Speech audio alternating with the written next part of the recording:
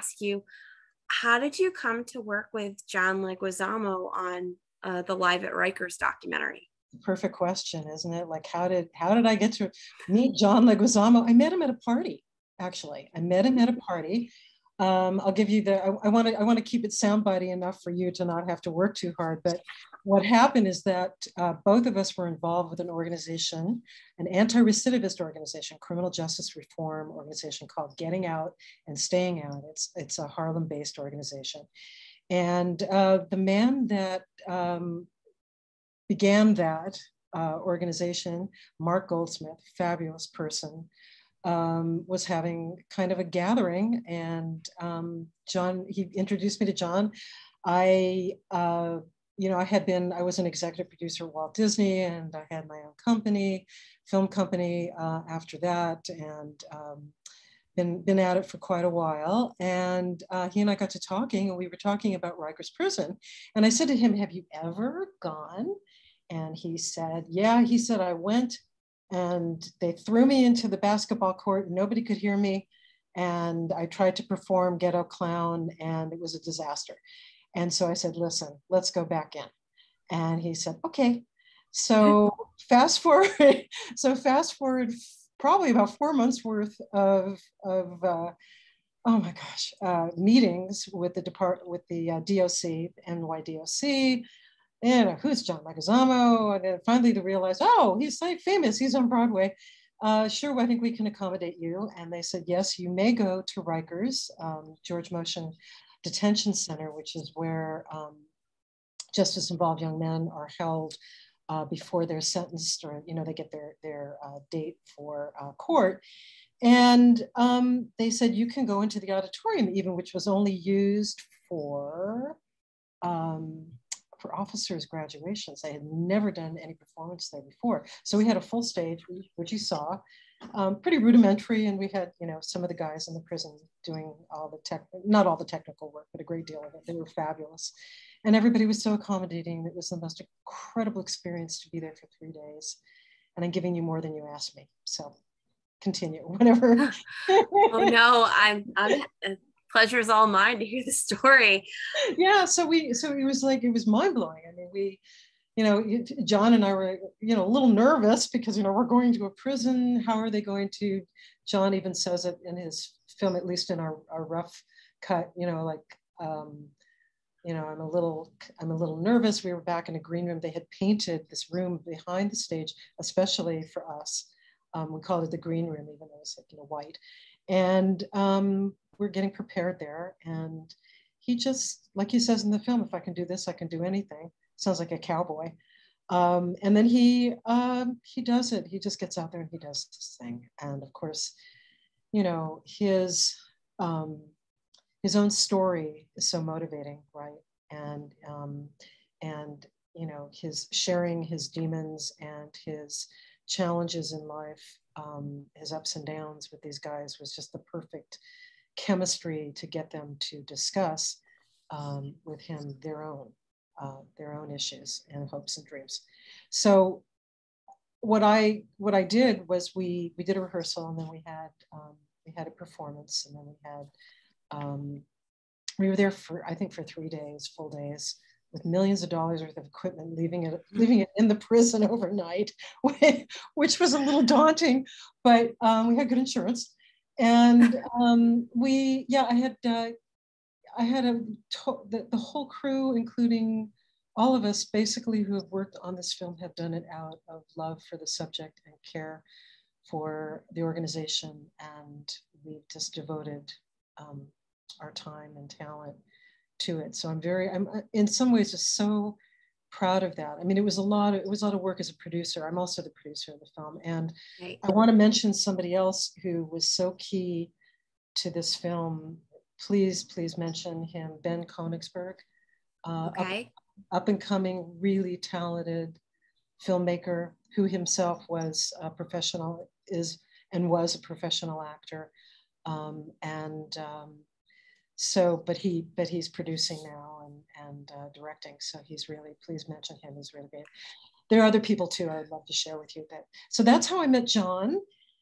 And we, both of us, we were advocates, and we, just shared a common desire to support the efforts of GOSO participants, because when they get out, they still face a world in which they're demonized, even after fulfilling their debt to society. And we just wanted to make a film that, depicted justice-involved young men receiving dignity while highlighting, the importance of a really highly successful organization like GOSO. And GOSO, what GOSO does is it provides these guys from the moment they go into, from basically the day they go into prison, whether it's like in a holding situation or they go upstate, and they basically, they have to write an essay to get into the program. And what GOSO does is they call it the 3 E's. So it's, they provide education, and employment and emotional support. And it was the emotional support piece that I've been focused on all along and tried to support, because I knew what I want to do is I want people to pay attention and to understand that, it could be any of us, and I wanted them to understand that it wasn't the phrase once a felon, always a felon, or any, which is very common, but just I wanted them to at least have the experience of feeling like their voices mattered, because in that is just true richness in terms of their self-esteem and their desire to have a better life. And we saw that. I'm going to cry in a minute. I get really emotional, and I'll tell you why I get really emotional, because this Tribeca thing is just so important to us. But there's such richness in their experience, and we saw that, and I saw John be so into it. I had questions. I knew I was relating what he was doing in his play to what was relevant to them, and they opened up. They just opened up, and we were all in awe, and it made it so difficult to edit, because I had like 20 hours for a 27-minute film of like phenomenal material. But this was just like, it was just really incredible. I watched him stop being an actor and be one of them, and I watched them tell their stories and be the heroes of their own stories. I love that. Yeah. Now I know in getting to work with John, he's not only in the film, but he's also one of the executive producers. So what surprised you the most in getting to work with him? Surprised me the most? About him? Honestly, he is genuinely a caring. I didn't know him before this, but I got to know him and have since. But he really cares about the subject. He himself came from the streets, and he puts his heart into everything. He's just a consummate actor, and he really cares about these guys a lot. He says to me, "They're just children, Elena. They're just children." That's actually gonna make me cry a little. I know, and they need to be loved. They need love. So, it was kind of the purpose of the film ended up being, it was very simple. I wanted to keep it simple. It was like, the objective was to entertain them. And I hope by John entertaining them, he entertains our film audiences. And the second is that he meets with the GOSO clients, and he gets them to reflect openly about their own lives by sharing his own demons and his personal journey of adversity and self-awareness. And he inspires the audience, not just his audience in the film, but audience in audiences wherever they watch this film, to see themselves and reflect honestly and not hide behind the truth. And these are his lessons, his own personal life lessons.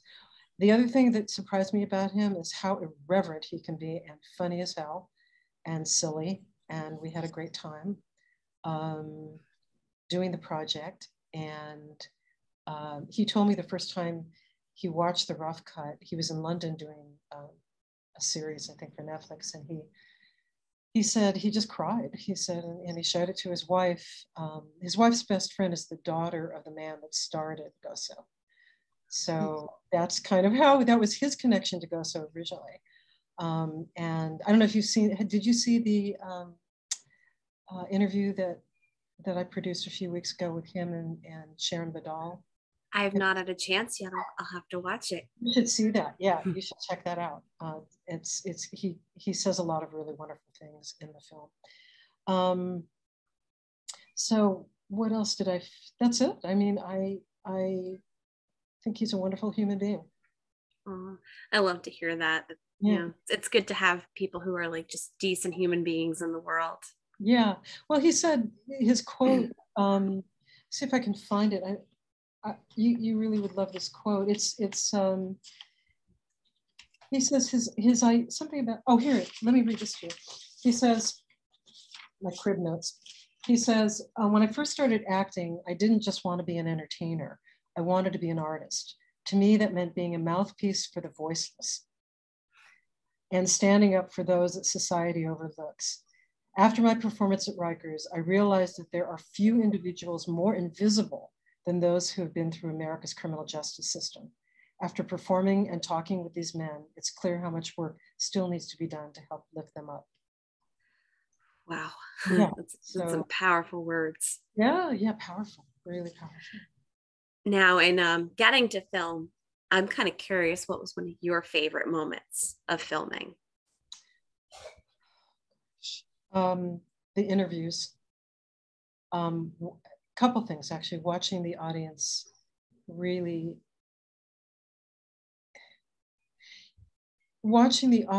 enjoying John's performance. And my thinking, I remember turning around, I was at the monitors with my DP, Fortunato Procopio, and I turned around. I had 5 cameras there, 5 red cameras. We were really covering a lot. And I turned around and I looked at their faces, and there was a lot of laughter in a place where laughter is not often heard. You know, there was a lot of wonderful expression and reception and warmth. And I got that, you know, there was also there was like a little bit of discomfort too, because they weren't used to being in such a nice place. These are guys that are in behind bars. They're kept behind bars. And, you know, you experience that at the end, you know, when they're going back and we're leaving. You know, that was the message I wanted to leave the audience with, was that, you know,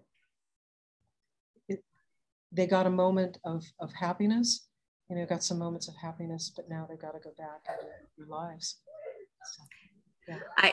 And you know what, watching that moment, that was a powerful moment. I was watching the end of this going, wow, they're going right back in.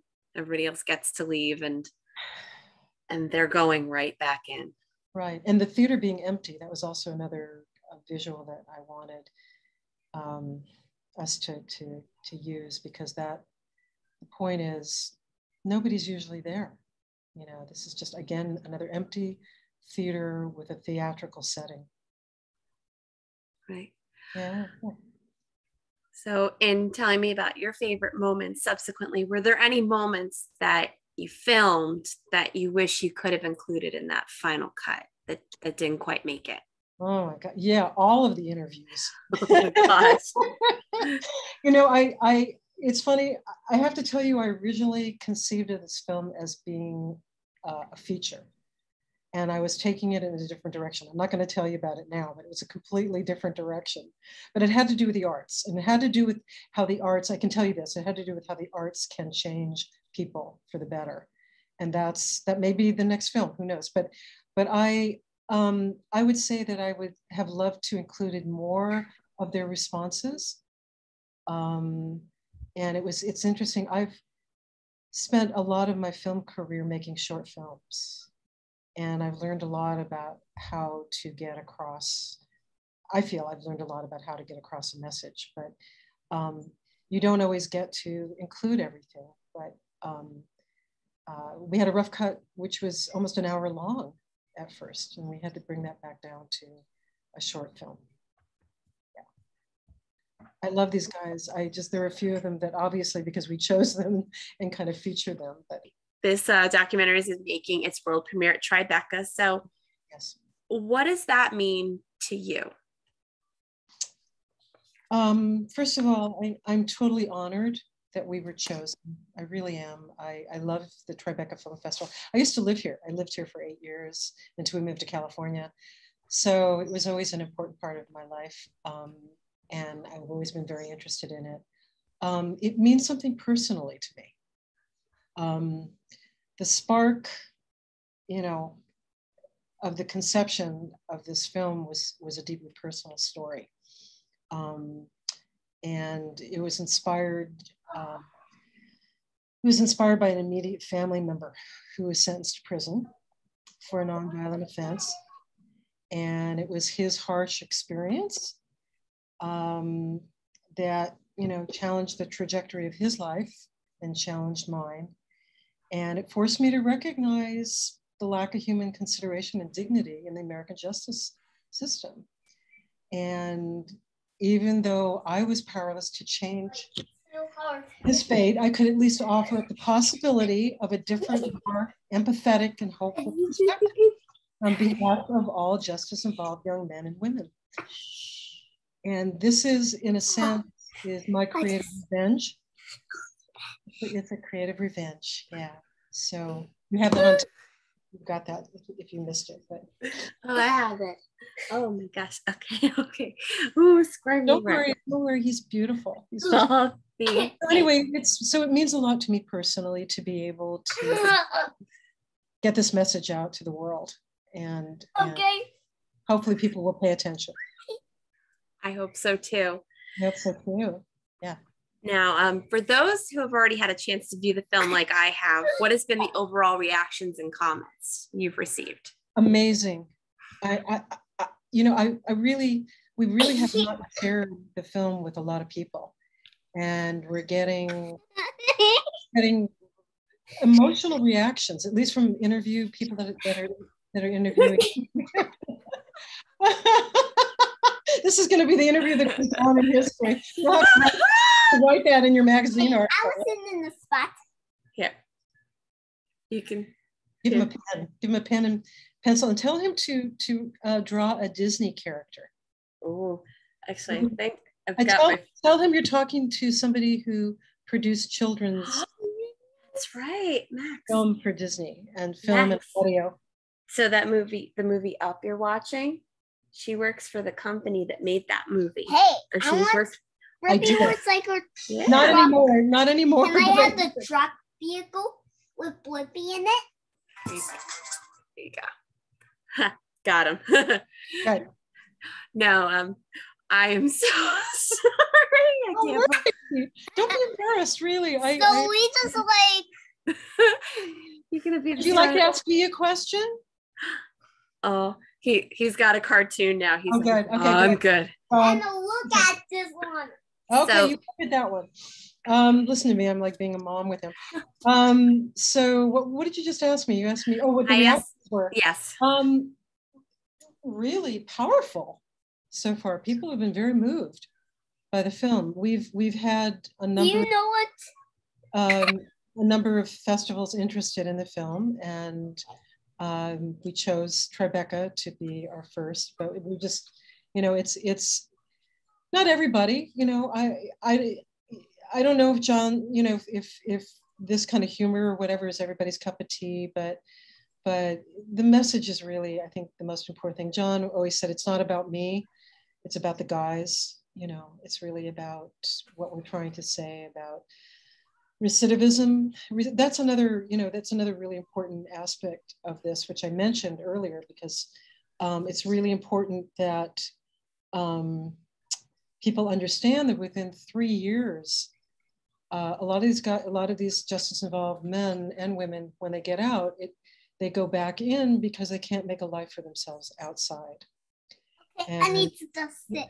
And an organization like GOSO, what it does, and there are others, but like also is that it gives them the opportunity to make enough changes so that, you know, they can have a productive life. They can be productive citizens. It doesn't cheerlead them on, it just supports them and tells them that there's somebody there for them. I like that.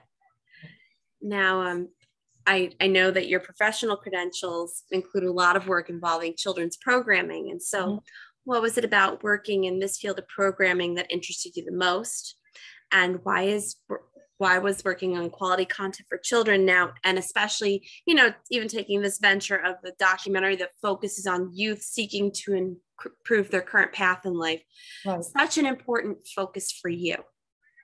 It's an important focus for me. My background is in developmental psychology and the arts. And when my first really big job was at Walt Disney, and I was able to eventually do social issue films for Disney. It took me a long time to get marketing to agree to allow me to do. I did the first sexual abuse film for children that was ever out on the market, and a lot of my films are still being. I'm not going to tell you how many years it was, but still being sold. And I had a lot of. So I did a whole string of social issue and social value films for children, message films, narrative, for the most part, some docudrama. And it was very fulfilling for me to be able to do that. It was a full circle for me to be able to do that. You know, when I first went to Disney, I started off in the music division, producing book and tape for children. And then I was nominated for a Grammy very soon after that. And then they, you know, I did a number of products for them, and then they put me into the educational division of film. And I knew nothing about film. My background was in acting. I studied acting, but I knew about story. You know, story was really very much a part of my life. And I didn't study film in school. And I learned, and I heard all the right people, and I learned on the job producing and executive producing, and helped to start the channel, the Disney Channel. I was part of the first creative team for that. And so that's kind of the long answer. Yeah. And I still care about it. It's just, this is a continuation of that. I mean, these are not, they're children, but they're older children, you know. Absolutely. So, yeah. Now, we've mentioned Disney a lot. So in addition to working with, you know, the Walt Disney Company and I'm going to butcher this, Azimuth Productions. Yeah. Azimuth. Oh, awesome. You also became involved in a lot of projects for like UNICEF and Mercy Corps International. So what was one of the biggest takeaways for you from working with these humanitarian nonprofit organizations that helped you in filming?